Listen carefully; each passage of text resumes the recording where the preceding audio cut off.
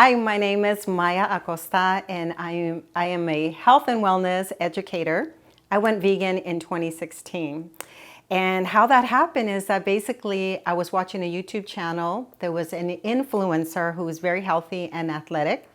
And she was just making videos about other celebrities and how they eat. And she pointed out that we can be healthy and fit without having to hurt animals. And just after a few hours of binge watching her, I went vegan overnight. Huh. Now, who was it? Have you ever heard of Freely the Banana Girl? Oh, yeah. Very controversial one. Yeah, she had quite an impact on me. Oh, that's cool. Now, did you go raw? Yes, I was raw till 4. That was, I don't know how long I did it, but that first year was a little tricky for me because I didn't really know how to eat. But I would say for months, I did the whole raw till 4. So my countertops were covered with papaya and mangoes and all sorts of fruits and vegetables. And then I would eat, a cooked vegan meal in the evenings. Did you do any sprouting? That came later, thanks Okay. to my husband in 2020. He's the one that decided that he really wanted to grow microgreens, but also we learned about sprouting. Cool. What about fermenting? Not yet. Not yet. Have you considered fermenting? Definitely interested. There are so many things that I feel like I'm mastering little by little, which is part of the reason why I like to educate people and why I go under that category of, wellness, health and wellness educator, because as I master certain things, I want to teach people like what I've learned along the way so that it becomes easier for them. So as I cleaned up my diet from having a vegan processed diet to a clean, whole food, plant-based diet. Then I learned how to do everything from cooking my own beans and, cooking my own grains and things like that. If I could kind of share a little bit of how I've been working in terms of healing my relationship with food. Mm-hmm. Many, many years ago, I had food issues. So I had disordered eating when I was in high school. And that went on for a few years going into college. So I was that person that restricted out of fear of gaining weight. And so I didn't diet. I literally would starve myself out of fear of gaining weight. And today I talk about those topics, but I want to be sensitive to what I mean by the fears that I had before, because I never ever want to shame people for battling with weight issues. But that's how my journey started. I wanted to gain a healthy amount of weight because I was underweight. So I took a class in college, a nutrition class, and somehow during that time in college, I watched footage, learning what happens, how they process the meat of a cow, and I saw them, the cow hanging upside down and the body being cut in the middle, the whole processing of how we get the meat on our table, basically. So I didn't go vegan for ethical reasons or anything at that time. I just made a decision in college to never eat red meat or pork after I learned about the processing of meat. How far back was that? 25 years ago. Oh, wow. So for 25 years, you haven't had any red meat or pork? Yeah. Wow. Yeah. Just like chicken and fish? I was mainly a pescatarian. Oh, okay. So it was a combination of things at that time that caused me to turn away from a lot of animal products at that time. It was what I saw in college, that footage, but it was also that I grew up in a very traditional Mexican family. So we migrated from Mexico when I was younger, and as more family migrated and came to our home, we were the hosting family of a lot of immigrant relatives, and so we feasted every weekend. That's what we did. We ate a lot, and it was not unusual to open up the refrigerator and see a cow head in my family's refrigerator. They ate everything from intestines to eyeballs to tongue. And I'm sorry I'm being so graphic, but that's what I grew up with. And something along the way in my early 20s, something shook me or woke me up to saying I should not eat that anymore. And so I left a whole host of what I guess we can say traditional dishes in my family. And I still struggled with chicken. So I mainly, most of the rest of those 25 years, I spent eating mainly seafood because I thought, that's a healthy food, right? Like the fish. Fish is healthy. Why not? So When you removed red meat and pork, did you replace that with something like plant-based or just more seafood? no, what I started doing is I started buying books. And so if you look around our apartment, you'll see there are a lot of books and they're mine. I've always been obsessed with buying books, and so I try to learn. Which is interesting that I didn't learn about this way of living until my most recent years. But I began to purchase books on just a vegetarian lifestyle. And as many people know, every vegetarian meal in the books that I saw focused on adding way more cheese than I wanted to, and they still included egg. But those were the dishes that I liked. Now, today, what I teach people to eat are what we call ethnic foods. So, and that was mainly what I ate. So I loved like Mexican food and Vietnamese food and the sushi rolls and things like that had the, like the sashimi. Thai food has always been one of my favorite type of foods because of the rices and the vegetables. So those were really the foods that I like. I focus more on vegetarian type selections. The reason why I'm curious is because some people have a hard time transitioning, and it might be because they're just not acclimated to these foods. But if you gave up the red meat and the pork early, maybe you were eating and maybe some more plant-based foods, and it made it easier for you to transition to the vegan, maybe? Yeah, I would say that, now keep in mind, when I was younger, I restricted a lot. So I wasn't the person eating 2 or 3 hamburgers or a big piece of steak. I was the person that wanted to minimize how much I ate. So I already restricted when I was younger. So what I wanted to do was begin to eat in a healthier way so that I would be okay with food. And so I naturally loved rice and noodles and broccoli. Those were just foods that were very easy for me to eat. So yeah, when I came to this way of life, I just kept going. In other words, it was just on my journey anyway. So part of my path. Did you notice anything different physiologically, mentally, or emotionally after going vegan? Yeah, definitely. So let me back up by saying that because I was mainly pescatarian, I ended up having a lot of health problems because of mercury. In my early 30s, I began to see signs of something going on in my body, and I didn't know what it was. You go to an endocrinologist, you go to a physician, and they just want to prescribe. They don't really want to get to the root cause of what's going on. At the time, I was living in San Diego, and I was already doing a lot of research. And so this one, I want to definitely make sure I add this, because this is why it's important that people tune into content. Around that time, when I was probably in my early 40s, I was listening to talk radio. This is before podcasts, existed, but many, many years ago, I used to listen to talk radio, and this guy would go on from about midnight till 4 in the morning, and he would run a continuous show. And sometimes he would invite health experts and doctors.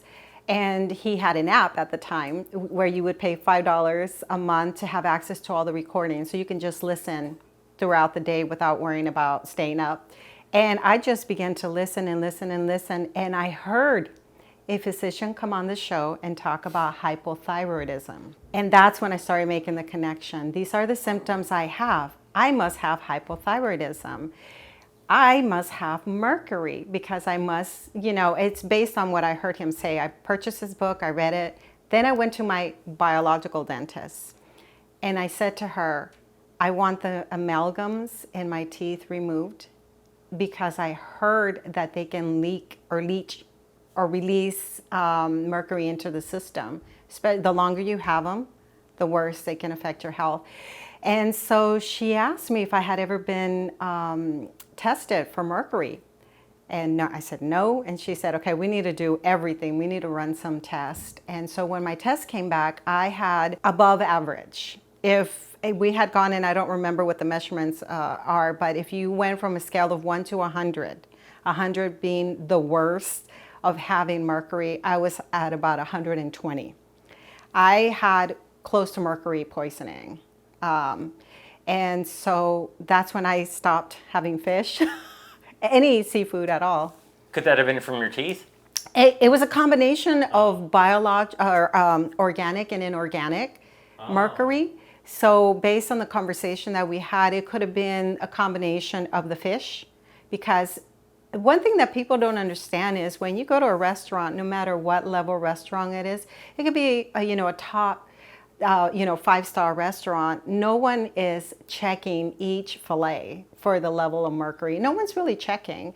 Not to mention a lot of it is manufactured. They're grown in, fish is grown in Fish farms. fish farms, yeah, with that can be contaminated, and they're not very healthy in general, the fish. So yeah, I believe it was a combination of both of those. And I had a friend at the time too who also had mercury poisoning and took the approach of having chelation done. And chelation is when you do these treatments to force the mercury or the heavy metals out of the body, and that person was very sick as a result. And so I said, no, I'm not going to do that. I'm just going to support my immune system.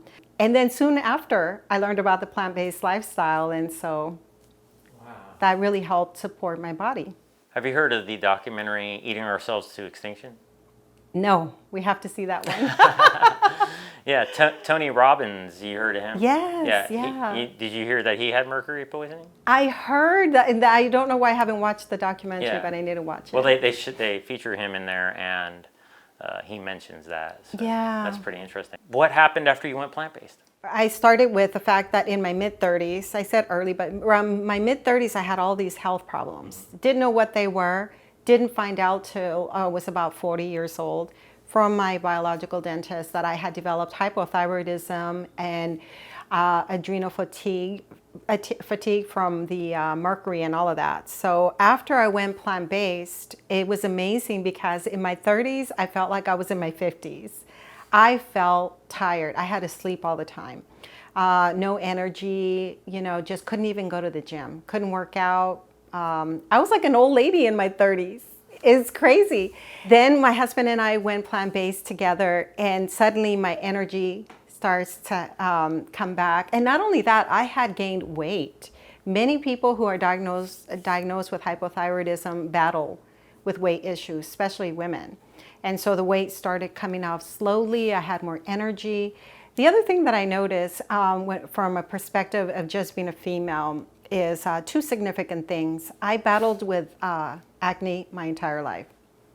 And I didn't know this. Now I know that it's the oily foods that cause breakouts, at least for me. And menstrual cramps.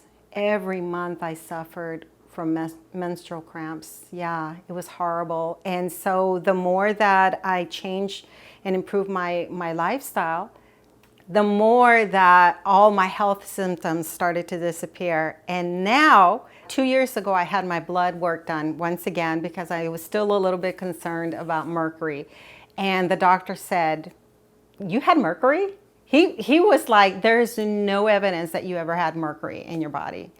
So it's a miracle. Yeah, it's amazing. And I've been asked before if I will ever touch fish again, and I was like, why would I do that to myself?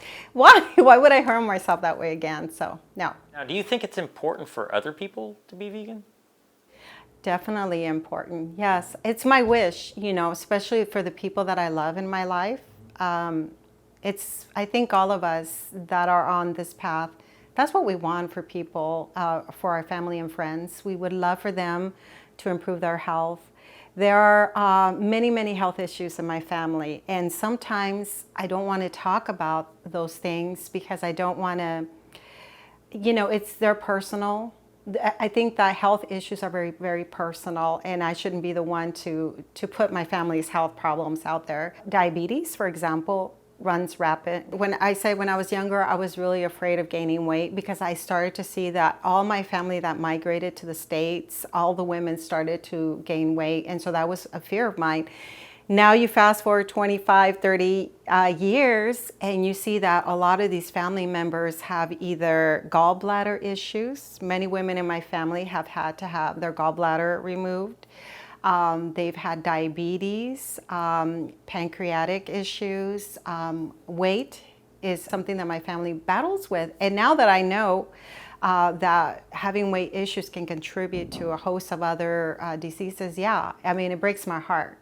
It hurts me that all I want to do is just help and it's not always received. So. What are the most important reasons for you to be vegan today? Has that changed since you went vegan in 2016? Oh, yes, definitely. So, as I mentioned, I went vegan in 2016, and I used to use the word vegan, but I wasn't ethical. And so I was vegan in terms of what I did not eat, right? And you can define it however you want, but I focus on not eating animals. That's what I did the first year. So little by little, the processed foods started coming into my life, and I started gaining weight. Then I became very involved in Plant Pure communities. That's Nelson Campbell's organization that he started as a result of Plant Pure Nation, a wonderful documentary that I always recommend anyone who wants to come on board. And those guidelines and those recommendations that they had, I began to follow them. And I said, as a leader, I have to promote a healthy way of living. So I didn't want to promote any processed foods, even if they're vegan, because I want people to be healthy. More specifically, because my husband, I hear every day what his patients go through, and it's my desire in my heart for people not to suffer if they have a choice. And then I feel like Riz, my husband, and I both came upon learning about the ethics of being a vegan, and we started seeing the documentaries. It's, I guess pulling back the curtain, I don't know if that's the right expression, but seeing what's been hidden from us, which is the cruelty and the suffering that animals endure on a daily basis. And that, for me, I have no shame in ever saying that I'm an ethical vegan. I'll say it. My podcast is not vegan-based. It's health-based. But I say I'm an ethical vegan. It's a personal choice that I do not want to contribute to the suffering of animals. I feel like you might be getting a little emotional. Yeah. When we watched Dominion, Dallas was one of the cities that hosted the documentary, and we made it was a vegan activist sponsored event in the sense that we all came together with the activists. Riz was invited to speak as part of the panel after the film, and I could not contain myself. And I think that it's important to watch these kind of documentaries just so that you'll know. You don't have to repeatedly watch them. Just to know it's the reality. It's important to understand how the food gets on your plate. It's just important to know that. I'm a former school teacher. I used to teach elementary kids, preschool, and up to second, third grade. And we talk about going to the farm and getting apples, or to the gardens, or you go and you get right now, your pumpkin. We talk about how all of that ends up on our plate, but we never talk about how meat or dairy end up on our plate. What's the process? Our food is born. It's a life that's born, and then it's raised to be butchered. And I think it's important for people to know that. I think that's important for us to have this conversation and I think it's important to know how to talk to people about it so that you don't push them away. We came to that and we saw the documentary, and I know I'll never eat animals again. I just know that. And I just hope that in the process of everything that I've become I have a dog now as a result of being vegan. I never cared for animals growing up. We weren't allowed to have animals at home. And then my love for animals grew as I became a vegan, so that I acknowledge every animal that I see, and I see their beauty. Like I see that they are how they contribute to our lives. All animals. And, but yeah. And then my husband and I together, then we learned about the planet, and we learned about the dead zones in the sea from the things that we do in the animal farming and animal production, how we're contributing to this whole climate change and how real that is. When we're vacationing in Mexico, for example, in Cancun, we saw all that sargasso, that seaweed that's coming into the sand, into the beaches. And what's happening is the temperature in the ocean is heating up. It's causing an overgrowth of all this algae, seaweed, and then that ends up on the beaches. And not only are you taken away from that experience of being in a beautiful location, but you're realizing we're realizing what we're doing to our planet. Yeah. You're Hispanic? I was born in Mexico, yes. And I guess eating animals is a significant part of the culture, maybe? Yeah, I would say yes. Maybe not traditionally so much?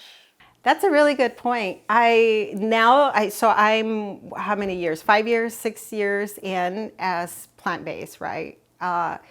And there's so much education that's coming my way. So I'm doing a lot more reading now, and I'm learning this idea of decolonizing our foods culturally. So when you look at the foods that originated in our culture as a Hispanic culture, all the foods that kept the Aztecs and the Mayans healthy were the corn, right? And the plant-based foods, and the beans are so good for us. And then I learned that pork was introduced by the Spaniards to Mexico. It did not originate in our culture, for example. And so the idea of decolonizing is getting all those processed foods that were not part of our original diet and getting back to the foods like today. Like what I prepared today for the cooking show were black beans, Mexican rice, and then I cooked cactus. And cactus, you see, it grows in the desert. And cactus is part of our original diet. I mean, I now 50 something, and I've known of cactus for all my life. Like my entire life, I've eaten cactus, along with other foods that, you've had jicama. That was a starchy, I call it fruit, but it's very similar to a potato. And I grew up with that as a snack. So there are many foods, papayas and mangoes. Those are foods that I grew up with. And I still have a lot of family in Mexico City who don't have the health issues that my family in America, in the States, do. And they have trees. They grow their fruits. They still purchase when the market sets up in front of their house on the street. That's where they buy their food. But I remember that originally, at least in that area, my family didn't focus. It wasn't like a big piece of meat. You would have like a 3-course meal and maybe a little bit of meat. So you have your soup, your salad, and then vegetables and a little bit of meat. But it wasn't so meat-centric the way we live today. Cultural tradition, you get together with family and stuff. Can all that still happen and not have animals in the equation? Yes. I think it's a matter of teaching people. So I moved away from my family when I was in my 20s. And I made that change. Like I said, I stopped eating red meat and pork. And so I would travel. My family lives in Arizona. So I'd go visit. And the first thing I would do is go to a market. And I don't remember how long Whole Foods has been around, but I want to say Whole Foods was one of the places I would stop. And I would get my nut milk and I would get alternatives for myself. That was how many years ago? A long time ago. Then there I am with my family, and my mom would prepare the meal and she would say, well, what am I going to make you? And I said, nothing. I'm going to have your rice and your beans and your tortillas and your salsa. And that's what I'm going to eat. And so a lot of times it's the idea that we believe that the center part of our plate should be a big piece of meat or whatever it may be, a meat-based dish.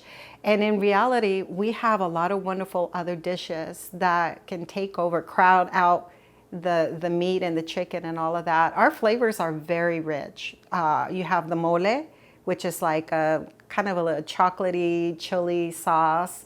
We have a lot of great flavors in our foods. And if you're still looking for textures, if you still have that need to taste, have something taste or feel like meat, you have great meat replacements now, like jackfruit.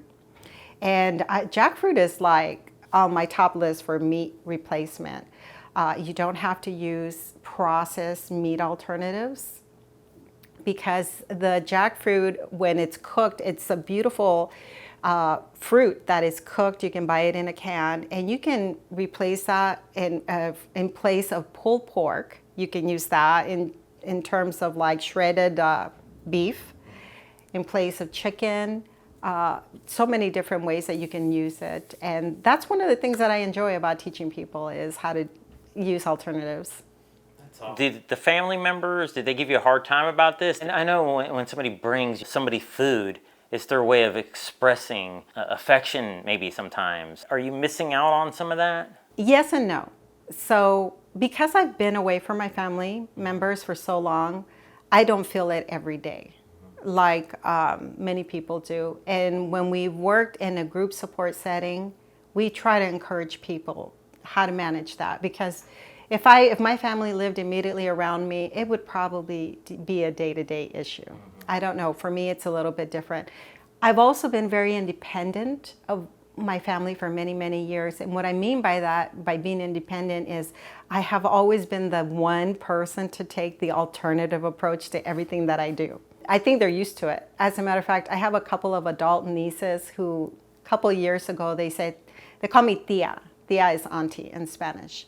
And said, tia, you're a hippie. You have this inner hippie in you. And I'm like, yeah, I've always felt that way. I've always felt different. I've always felt like I do whatever. I'm drawn to many ideas and many ways of looking at life. And so it wasn't for a long time. Like I said, I travel, I would visit my family, have my own food. Everything was fine. But when Riz and I made the complete change, suddenly it was like we were outsiders. It felt a little bit different. It felt very obvious that we're over here when it comes to food and they are over there. A niece of mine graduated this year. She lives in Houston with, my sister. And it became an issue. So much so for my sister, not for us. We always tell people, don't worry about us. We're good. We're going to find something to eat, even if the celebration is at a restaurant. We already know how to eat. But the stress level for my sister was tremendous, tremendous. And so much so that she called and she said, well, what are you guys going to eat? What if the restaurant doesn't have vegan options? And I said, actually, they always have vegan options. They always have lettuce, they always have salads. We can ask them to roast some vegetables or baked potato or anything like that. But her question was, are you going to be okay with us eating animal-based foods in front of you? Jeff, that was really interesting. She said that because for me, it's about the company. For me, it's about connecting with people. If I take my time to sit with you and to spend quality time with you, it's about that. It's not judging you. And I was thrown off and a little hurt. Like, I'm not sitting there judging you. I'm not.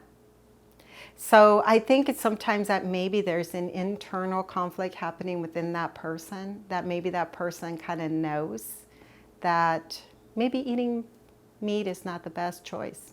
Maybe they know you know that and they haven't come to terms with that yet or something. Yeah. It sounds like you know a whole lot about food. I love food. So what other ways can you replace traditional centerpieces with totally plant-based options? Right, yeah. Well, it depends on what people like. And I will start with that in the sense that I made the mistake early on when I went this way. I printed a whole bunch of recipes, and I still have the binder, it's this thick, with a bunch of recipes. And I froze because I didn't know where to start. Like, where do you start? And I tried different foods that are not traditional to me. Even I don't really like veggie burgers. I'm not a person, I didn't eat burgers before going vegan. Why would I eat veggie burgers now? I don't really like them that much. I'm also finding that I don't like meat replacements that taste and remind me of meat, because I don't receive that. It grosses me out. I don't know how else to explain that, but I have a hard time. However, I would say that the best way for people to make changes and still eat foods that are similar to what they enjoy is start off with what do you enjoy. Focus on that. And so, and I think that's where ethnicity and cultural background plays a key role. So I tried shepherd's pie. It's not something I grew up with. I don't know that I'll ever enjoy the vegan version of it, you know what I'm saying? But what we find is that I always think if you can find like 2 or 3 great replacements to sauces and to dressings, then you can make great food. So if you still miss the cheese, like the mac and cheese, which I love, you can find a great way of making a cheesy sauce with sweet potato and nutritional yeast, which we all use.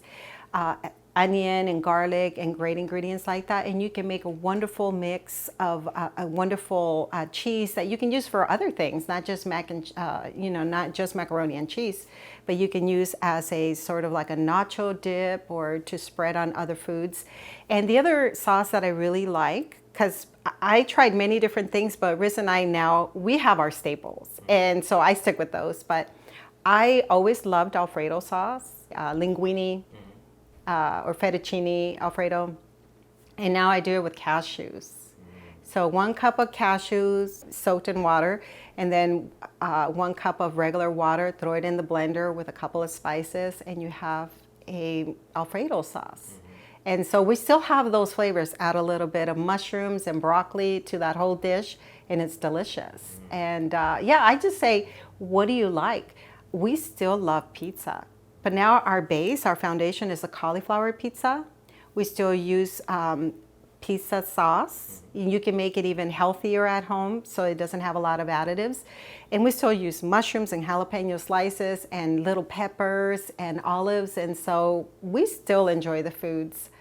So yeah. There's a lot of controversy over pineapple on pizza. Why is that? I was going to say, what? Do you like pineapple on your pizza? No, I don't. It's a weird flavor, the sweet with the sour. I don't know. Well, it's not sweet and sour, but I will say that I love pineapple in like a Thai stir fry.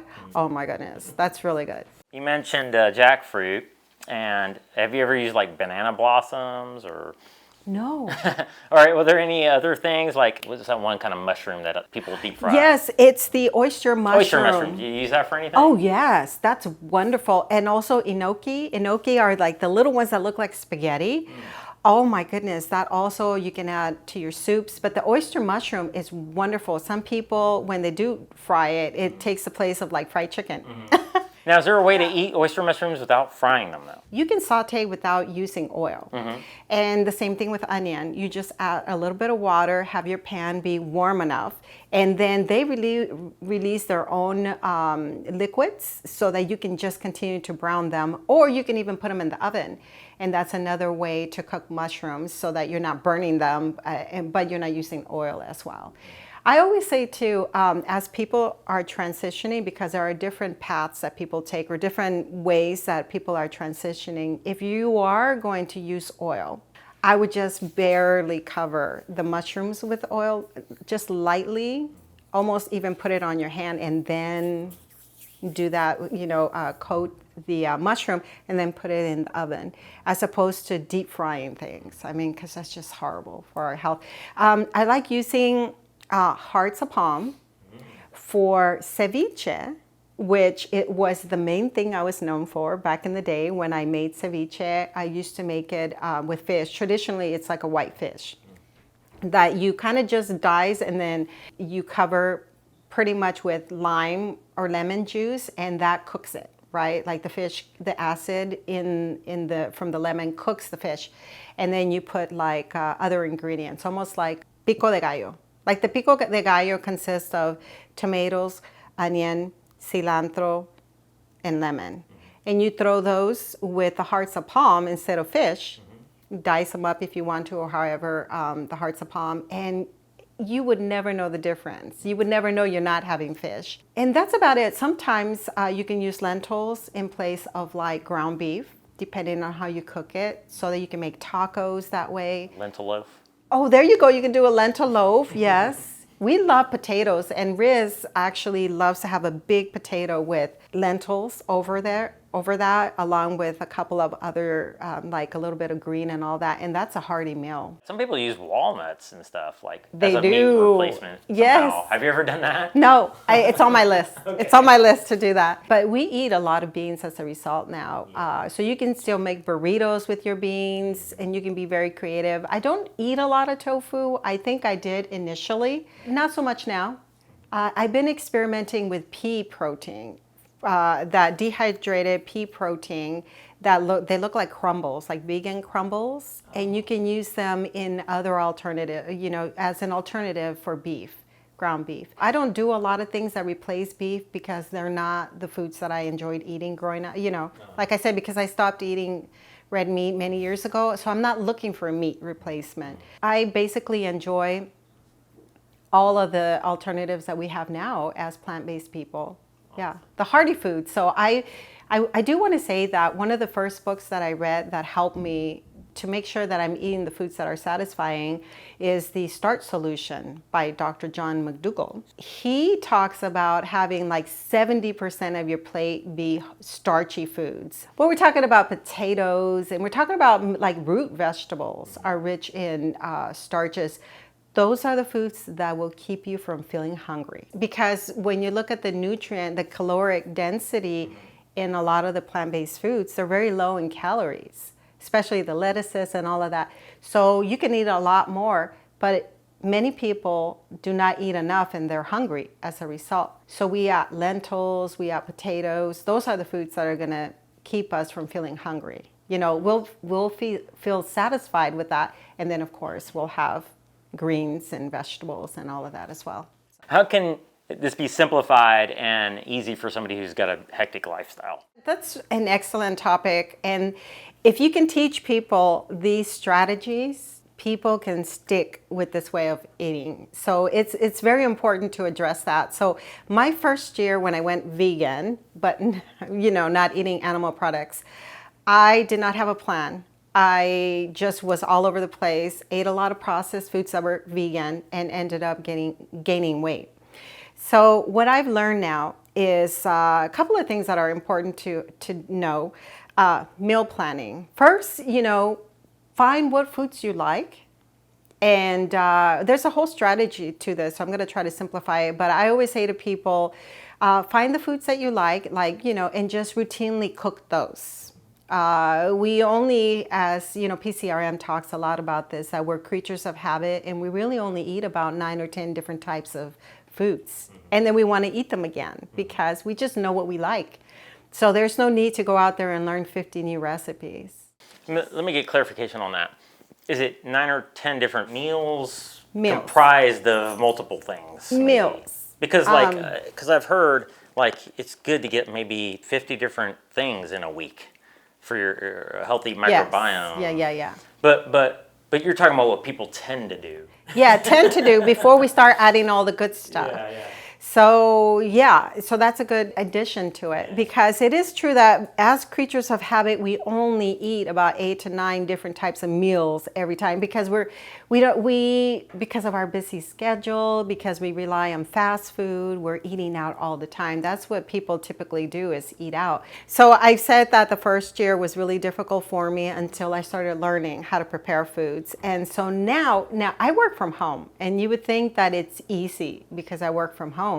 But when I'm working, it's not convenient to be interrupted. But you have to stay, especially with the editing or the interviews, whatever I'm doing, I want to stay focused. However, I now have learned to think ahead of time and to plan for my foods. So I keep a couple of things that facilitate my life. The Instant Pot really is a lifesaver.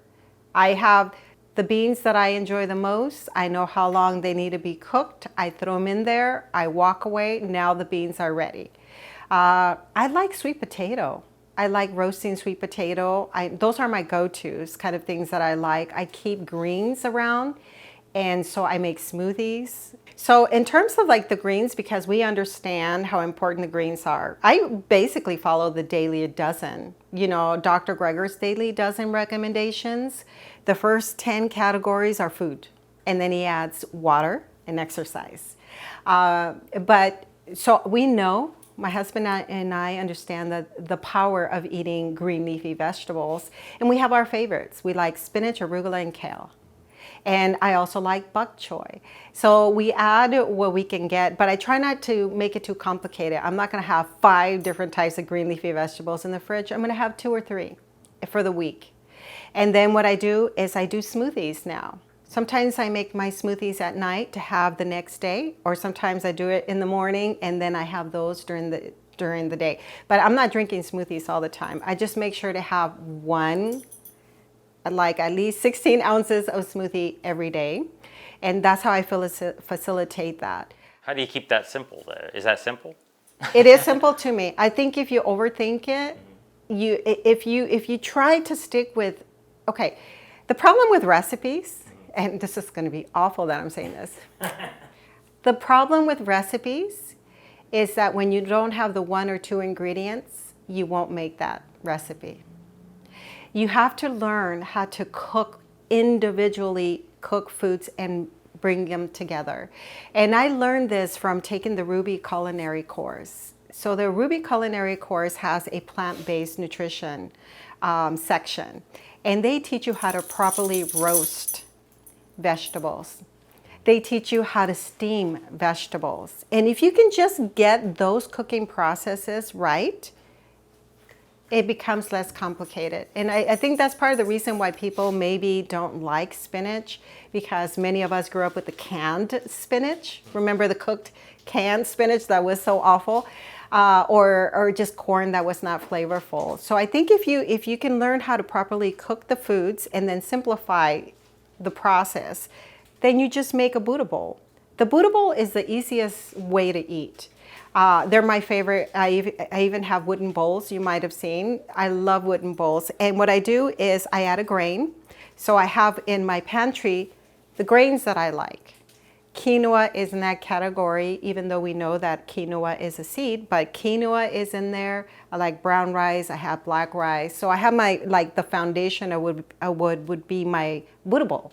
So I have a grain, that's hearty. That's where I'm gonna get my energy. And then I have my beans. So when I don't have time to cook my beans fresh in the Instant Pot, I have canned beans in a BPA-free, low-sodium canned beans. So I have, black beans are my favorite. We have garbanzos. We have lentils. And so I would add my grains, my lentils, and then vegetables. Whatever vegetables you have, simply roast them. They're delicious. I have a lot of spices now that I use. You add spices on top of your sweet potatoes are my favorite, but I like zucchini. I like peppers, like red and green bell peppers. I love, I eat more onion now than ever before, and we cut them up in nice large slices so that they're flavorful.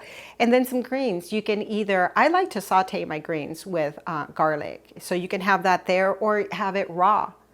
And I think if you take the approach of a Buddha bowl, so that right now if I were to open up my fridge, I'm sure I have a grain, I'm sure I have beans, and I'm sure I have vegetables to make a Buddha bowl. That to me is a better approach as opposed to doing like, I'm gonna do lasagna one night, I'm gonna do Thai the next night, I'm gonna do Chinese the next night. I think we complicate things when we just need to enjoy food as is. Yeah, those are some great tips, thank you. So, is this expensive? Not to me, it depends. There are processed foods that are vegan, and those you're gonna pay for the packaging and the preparation. Those are the expensive foods. When you're cooking food from scratch, so we're talking about buying a bag of beans or you're buying from the bulk section, that is the best way to shop. You will find that organic vegetables are gonna be more expensive, and that's a concern that always comes up in terms of whether we should buy organic or not, and what if they're expensive. Well, then that's when I say, okay, let's look at the Dirty Dozen. The Dirty Dozen is a list of foods that you want to consider buying organic because they're heavily sprayed with pesticides. And then there's the Clean 15, right? And the Clean 15 are the foods that we can buy without worrying about whether they're organic or not. They're typically the foods where we can remove the peel. Right? So for example, the oranges should be okay to eat, but like strawberries, any kind of berries, you want to make sure that you buy those organic. At least I try to. It's my understanding that the benefits outweigh the risks, even Yes. if you can't get organic. Is that Absolutely. Is that your understanding too? Yes. Dr. Michael Greger emphasizes that if given a choice, here are blueberries that are organic. Here are blueberries that are not organic. And you say, well, I'm not going to eat blueberries because I can't afford organic, so I'm just not going to eat them. You get more benefits having those blueberries in your diet, rinsing them well, than not having them at all. I mean, they're rich in antioxidants. The risk of the small contamination is less harmful than the harm that you get from not having those phytonutrients and the antioxidants that help your body to, to protect our cells and that are anti-cancerous in many ways. Is that too much noise? Why don't you tell everybody what all that rattling is? Oh, okay. Here's my Papi Chulo. Come here, baby boy. Up. Oh, yes, Papi Chulo. Is this part of the reason why you don't eat animals? I love him so much. I love him so much. And I would have never had a dog if my heart had not opened as a vegan. Really? Yeah. I never wanted to have a dog. I was just like, why? And I love him today. And when I see him, I said the story before, it sounds silly, but when you see him, the way that he stands, he's like a little horse, you know? And to think that some people eat horses in some countries or other animals, I can't imagine. He's got a personality, you know? He's a beautiful little soul. He connects heart to heart with us. So yeah, definitely he's a big reason why I would never eat animals again. And what's his name again? Papi Chulo. Papi Chulo has different definitions, but handsome boy or handsome daddy. And is Papi Chulo rescue? He's adopted. He came from a family in South Dallas who could no longer care for him. We knew we wanted a min pin for many years, but we did not want to go through the process of going through a breeder or anything like that. And one day when my heart opened up and I said to my husband, I think I'm ready for a dog. He went on Craigslist and found him. The family wanted to get rid of him. They just couldn't handle him. They had a lot of kids in the family. And I saw his photo and I was like, let's go get him now.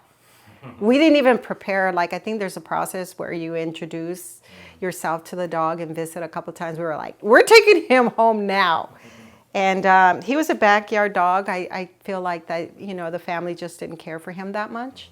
You have a cooking show you mentioned, right? Yes, I do a variety of different things, but yes. Tell us about that. What is that? What is it called? How do we check that out? So on my YouTube channel, I have a couple of things. The majority what you'll find are podcast interviews under Healthy Lifestyle Solutions. So the majority of the content are interviews that I do about health related to this lifestyle. And then I have another segment called Cooking with Maya. And today I did a cooking show, but it was for someone else's channel. And what I do is I just teach people how to do basic things. And I'm finding out that I'm teaching more of the traditional ethnic Hispanic dishes that are not as well known in our community. And so that's what I'm doing, is that I'm teaching people. I sort of am the behind the scenes person and the cook as well. So And those both on the same channel? Yeah. Okay, great, Yeah. great. Yeah. And for clarification, that's youtube.com/ maybe. It's Healthy Lifestyle Solutions. And they could just find that by typing that in. Yes, Great, yeah. great. Do you have a website too? Yes, for my podcast, healthylifestylesolutions.org. And then the work that my husband and I do here in the city of Dallas, that's where we offer sort of a support group setting. And we plan on soon resuming that. And our goal is to do what we used to do before the pandemic, which is to host everything from inviting guest speakers to basically screening movies, so documentaries that are, because we know how effective documentaries are, like Forks Over Knives with the health, and potlucks, food demos like what I do here. And of course, we're part of Walk with the Doc, the national organization. And what that is an actual doctor. It's doctors walk with community members, and that's what we do here in Dallas as well. Could you be with somebody who isn't vegan? Oh, that's a tough one. Not today. No way. Not today. I just couldn't do it. Oh, my heart goes out to people who are in those situations. I think it's difficult. It's not just about the food either. I think it's not believing in what is good for your partner. There's someone that we know that is in that situation that said to her husband, I refuse. She's plant-based. He's not. She said, I refuse to be your caretaker when you get older. That's powerful. And I've never said it out loud because she said it to me. But I think if this is a great way to prevent disease and to improve your longevity and your health. If your partner is not doing the same thing and is not on board, then that partner is more at risk of developing diseases, right? Because of the standard American diet, so the Western diet. That's a powerful way to put it right there. Do you have any regrets? Now, I have no regrets about adopting this way of living or that I didn't do it earlier because I just didn't know. So it's a little bit hard. I think I was too pushy early on with people that are new to this message. And that's one thing that I do like to communicate with other people is we're so eager when we get on this path to want to convert everyone and we want to get everybody on board. And that can sometimes turn people away. And that's one of my biggest regret is that I could have had a better impact had I just relaxed into this way of living, just relaxed and trusted. So. Prior to going vegan, did you ever think there's no way I could do that? No, I didn't. Honestly, I didn't know what vegan was because I knew what vegetarian was, but I didn't know what vegan was. I mean, it just seemed like a whole new world, like a new term. I often think about this. Do you remember the show, 8 is Enough? Okay, that's a way back when. This couple, I think they combined their kids and they had 8 children. It was a show many, many years ago. And there was the one person who meditated. And she might have been vegan, but she was the one that always was different from everybody else. And that's who I wanted to be like growing up. She just stood out as someone who was positive, who wanted to meditate, who wanted to connect with the world. And I can't even remember her name right now. And I always thought she was vegan in the show.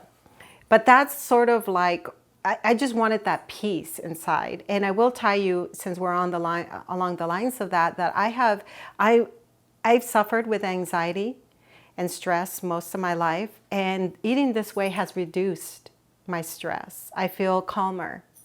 I feel it physically, physiologically, I can feel the difference in my body. Why do you think some people quit? I really think it comes from the fact that they don't have all the information. So again, that's why I think watching films are important, meaning one of your strongest whys after you see the videos like Dominion, when you see those documentaries, that would make a strong why. That would give you enough reason to never eat animals if you see the cruelty behind the food production and all of that. However, I think when people are not prepared and they do it overnight, I actually just gave a talk this past weekend about nutrition to a group of people by Zoom. And one individual was very thankful that I shared all of this. And she said, you know, Maya, I did it for 30 days as a challenge overnight, and then I just quit. Why is that? Because she didn't have a plan in place. So the best way that I can think about talking about this is say that I decide that I want to be a marathoner in the future. Mm-hmm. If I think that tomorrow I'm going to be able to run 20 miles and I try and I can't make it happen, I'm probably going to quit. And that's exactly what it is. Any goal we have in life, we have to have a plan. If I want to become an artist or a singer or a dancer, I'm going to have a coach probably and a plan of when I want to accomplish these things. And so I think that's the main thing is that we're not used to having a coach to teach us how to eat, right? It seems awkward and we don't necessarily need a coach, but it helps when we have role models that are teaching us. Do you have any success stories you want to share? My mother is my husband's patient. My mother has suffered with diabetes many, many years. As a matter of fact, I feel like I diagnosed her. Many years ago, I forced her, both of my parents, many years ago to get tested for diabetes. And sure enough, they had diabetes. And that's been about 30 years now. They both have all the symptoms and consequences of having diabetes. And my mother has had 3 strokes as a result of that. And she has blockages in one of her legs. And my husband and I flew her out here and we had a good conversation, a heart-to-heart with her. And we talked to her about what it looks like to be plant-based. And she's still doing it. She lives with a sister of mine who's keto. And my mom is sticking to her lifestyle because she knows that she wants to prevent another stroke, possibly a heart attack. She doesn't want to lose her legs. So she's older and not stubborn. So I guess in that way, it's wonderful that it's never too late to make a change. I bet that brings a lot of emotion too, huh? Yeah. No, it's a beautiful thing when when you think that you can help your parents. It's a beautiful thing. How long has she been doing this now? Probably 3 years. Oh, wow, that's pretty good. It's recent. She'll sometimes on the phone tease me and say, "Oh, your sister's such a carnivore," you know, and it's like, yes, she is. Has she had some tests done and success there? With Riz, she has, and that, you know, now she has a primary care, and other doctors in her area who have tried to force her to eat meat again because they don't understand. They don't have the science. And so what I've had to keep encouraging her to stay on this way of eating. And I've said, you need to fire those doctors. You need to find a doctor that believes what we believe in, because they clearly, like my husband has said, they don't receive nutrition information or education in medical school. So why would they know? But You know? has she had improvements or what? Her cholesterol has improved, her blood sugar is balanced. That's the biggest thing in diabetics, is that you want to make sure that they can control their sugars. And so my mother has not had to have dialysis. In other words, she's been able to halt, in a sense, her diabetes, because now she's been living with this for 25, 30 years. She could have continued to get worse. So she has halted her health issues, and hopefully will prevent another stroke. Do you have a quote you want to share? I have a lot of health experts that come on the podcast, and one of them in particular said something that I now say. She said, our goal is to make the healthy choice the easy choice. That's it. If you make it easy, they'll choose that. If you ask most people if they would eat healthy if a chef came and prepared all their meals, they would say yes. And that's really it. If we could afford people to cook us, to come in and just cook all our meals, we don't have to worry about shopping or preparing nothing, we would eat those foods. So the goal is to help people to be their best chefs, the best cooks that they can be, and learning these techniques so that they can nurture themselves and know that it's a form of self-care to eat well. Dr. Joel Furman, back when he was a super busy guy, he would pay like some college student or somebody $20 an hour or something. And he'd tell him, I need you to go out and do this every week. And who can't afford $20, $40 here and there for somebody to go do something for them and prepare some things, batch cook some stuff. Yeah. And another way that Paul Chatlin recently mentioned, that he'll go to like a restaurant that he likes, you know, and prepares food the way he needs it done. And he'll have them batch cook it for him. And then he'll just bring it home. You know? Wow, that is so cool. So there's like, you know, a couple of ways to make it easier, I guess. Do you think we'll ever see a vegan world? I hope so. I hope so. I think people still need to be convinced through science, the science part of it, the statistics. I think I'm amazed at how many more people are making healthier choices. I think it's even becoming more common that people are choosing like alternative milks, like nut milk, because they just understand that it's not good for our health. So, and many more people are moving away from meat because they understand how that impacts the environment. So I hope that enough people, it's education. All of us, different groups of people, pods, as we say in the Plant Pure Communities organization. It has to start at a grassroots, because our politicians we can't even wait on our physicians to get on board. We have to do it at a grassroots level through this kind of stuff, through education, through videos, through podcasts, through local lectures. We just have to get the information out to people. Would you eat lab-grown meat? No. No, it's not even a matter of that it started with an animal and now it's been grown. It's not a matter of that. It's the fact that the components that make us sick are still found in that meat. But we also know that even when you heat up meat at certain temperatures, it becomes a carcinogen. So I don't see why I would eat meat, especially now. Most people eat meat out of concern for protein, not knowing that the majority of the plant-based diet has protein. I think all of it does. Yeah, I think for the most part, yeah. Yeah, it all does, really. What's something you would like to see happen in your lifetime? So spirituality is a big component.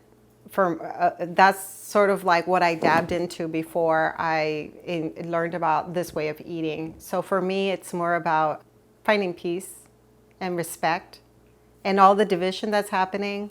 I wish that would disappear. I wish that we could work more in systems where we support each other and share each other's talents. And I'm being idealistic here, so, but you know, even like how you would do it with other homesteads, where they share crops that the other homestead, for example, is not personally growing, but sharing talents and goods is like an ideal world for me, just in general. So like I like the idea of buying from secondhand stores, for example. I've always done that for many years. The idea of doing that and moving things along instead of dumping furniture and dumping dishes, but recycling or allowing other people to benefit from those goods instead of relying on brand new merchandise, moving the merchandise to people that need it rather than dumping it. I feel like we waste so much food, we waste so many resources. Just in general, we waste so much instead of knowing how to work as a community because we are so individual now. Can you say something in Spanish that just kind of sums this up, really concise, why you think it's important for people to consider this? I'll tell you in English first. I think I have the idea of, Riz and I went to Cancun last month. This particular place where we stay at the hotel, they always, once a week, because it's a timeshare, so they have a Mayan performance that they pair with a buffet. And that particular time, Riz thought they were going to bring us a separate dish that's vegan. And then when I went and I served myself, I thought, we don't need to order anything separate. The buffet has all these vegan options, especially the salad bar. But that was an opportunity for me to speak with the waiter, who was Hispanic. And I said to him, it's just about coming back to our root food. He started naming all these traditional dishes. Like he saw the light. He was like, yeah, you're right. Like this and this and this. Those are our original foods. And I said, yes, that's all it is. It's coming back to the foods that were part of our culture. So I use those opportunities to speak with people rather than saying, oh, I can't believe you serve meat here, or, something like that. So I'm going to say a little bit of that in Spanish. Amigos, les invito que una vez más regresen a las comidas que es parte de nuestra cultura. Las comidas como los frijoles, el arroz, las tortillas hechas de maíz. Esa es la comida original, la comida que viene, es parte de nuestra cultura. Y esta vez, el mes pasado, tuve la oportunidad de viajar una vez más a Cancún. Y eso es lo que vi. La comida que siempre nos ha gustado como gente mexicana, como gente hispana, son las comidas que son las más saludables. So, no es necesario que enfoquemos o que comamos tanta carne, tanto pollo. Podemos todavía tener el ceviche, pero el ceviche hecho con palmito en vez de pescado, por ejemplo. Y hay muchas formas que puedes comer más vegetales, más fruta, ensaladas, y les invito que una vez más busquen qué es la comida que te gusta, la comida que preparaban tus padres, y prepara ese platillo, esa comida en una forma saludable para que no tengas que sufrir. En nuestra cultura, nuestra gente sufre mucho de diabetes, tenemos problemas con obesidad.